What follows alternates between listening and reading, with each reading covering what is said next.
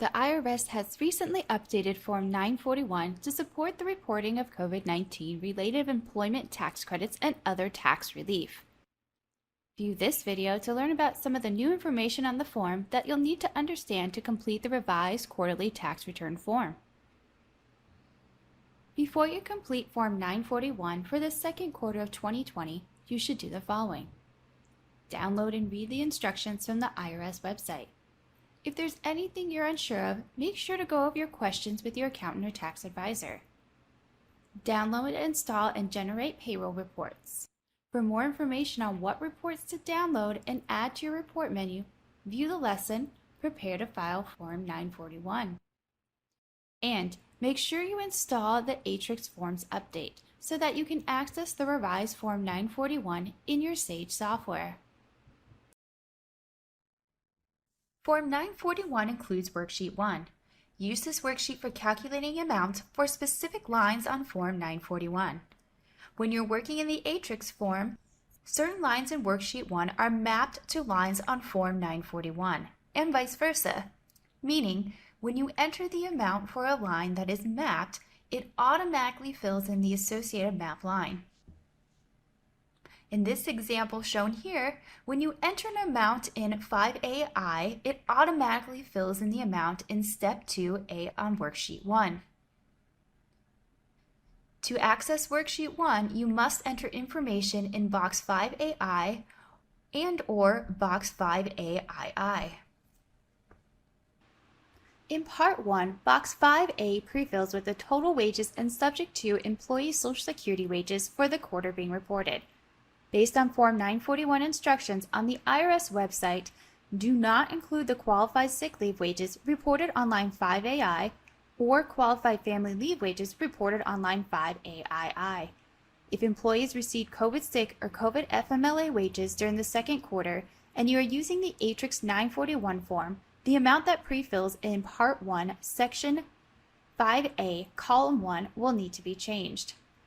Use the PR COVID-19 SOCH tax calculation report or the COVID Pays tax report downloaded from Knowledge Base Article 104-105 to obtain the amount of subject to employee Social Security less the COVID sick and FMLA wages. In Part 1, line 5AI is for qualified sick leave wages you paid your employees. These are the wages required to be paid under the Emergency Sick Leave Act as enacted under the Families First Coronavirus Response Act. Line 5AII is for qualified family leave wages you paid your employees. These are the wages required to be paid under the Emergency Family and Medical Leave Expansion Act as enacted under the Families First Coronavirus Response Act. In Box 5AI and 5AII, use the COVID Pays tax report to enter the qualified sick leave wages and qualified family leave wages. 11B is for the non-refundable portion of credit for qualified sick and family leave wages, while line C is for the non-refundable portion of the employee retention credit. The amounts from line 11B and 11C will come from Worksheet 1. On line 13B, the CARES Act allows employers to defer the deposit and payment of the employer's share of Social Security tax for deposits due on or after March 27, 2020 and before January 1, 2021. See Form 941 instructions for further information. On line 13C, business and tax-exempt organizations with fewer than 500 employees that are required to provide paid sick leave under the Emergency Paid Sick Leave Act and/or to provide paid family leave under the Emergency Family and Medical Leave Expansion Act are eligible to claim the credit for qualified sick and family leave. Enter the refundable portion of the credit for qualified sick and family leave wages on Worksheet 1. On line 13D, the refundable portion of the employee retention credit autofills from Worksheet 1. On line 13F, enter the total advances received from filing Forms 7200 for the quarter. See Form 941 instructions for further information. If you are a semi-weekly scheduled depositor, You can use the COVID Pays tax report by check date to determine the employer's Social Security tax withheld on COVID sick and FMLA wages to calculate Schedule B, Form 941, tax liability adjustments. If you are a monthly scheduled depositor, you can use the COVID Pays tax report by check date to determine the employer's Social Security tax withheld on COVID sick and FMLA wages to calculate tax liability adjustments on Form 941, Part 2. For more information, refer to Form 941 instructions on the IRS website, Knowledge Base Article 105192, and your tax advisor. In Part 3, Box 19 and 20 are for the qualified health plan expenses allocated to sick and family leave wages.